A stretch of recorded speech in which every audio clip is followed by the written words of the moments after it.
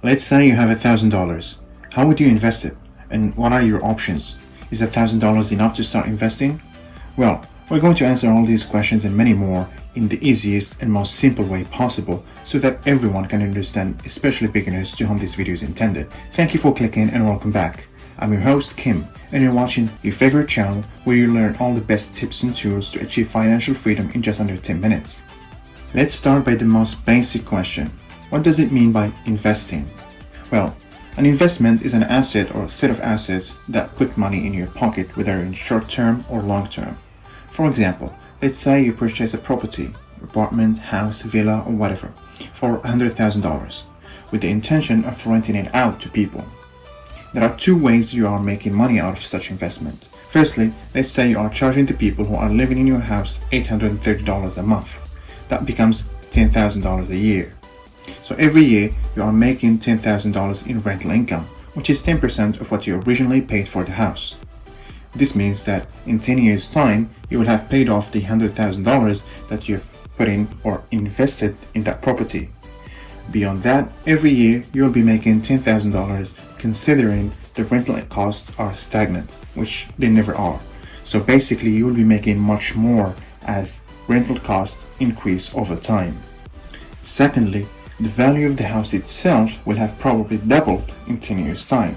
In general, there is a trend in most countries that house prices tend to rise over the long term, and your house will most likely be worth somewhere near the double its original value. Thus, we can see that through real estate or by owning a property, you gain a passive income through rental income as well as capital gains through the rise of your house worth over time. Capital gain is an economical term when an asset increases in value over time.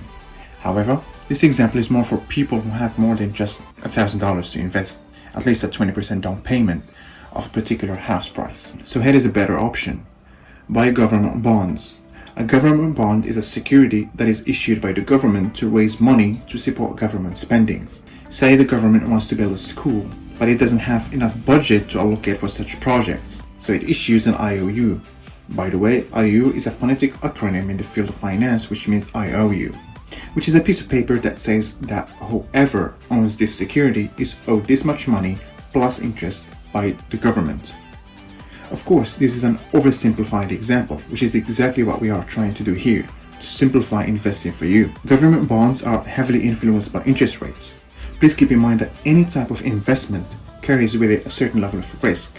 Now let's say that you are an impatient person and would like to see positive returns on your investment in the short term, say 20 or 30% or even higher.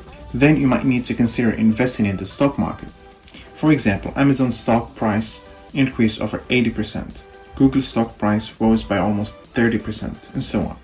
As new products or technologies emerge, companies can achieve massive profits in short term, thus a massive jump in the price of a particular stock. The question here is, why would anyone invest elsewhere when you can double or even triple your money in the stock market? Well, the answer is simple: high risk. When it comes to government bonds, the risk is way less compared to investing in stock, because when it comes to private companies, there is a risk that company might fail and go bankrupt, or it might report negative revenue, or even a tweet sometimes can drive the stock to a dive. The company might release a product, and if the public doesn't like that product, that can make the stock price to go down. So investing in the stock might very well generate high return, but the profit is accompanied with high risk as well. What you must determine for yourself before deciding in what to invest is how much risk are you willing to take. If that $1,000 is all that you have saved up, maybe it isn't the wisest to invest all in the stock, unless of course you are willing to take that risk.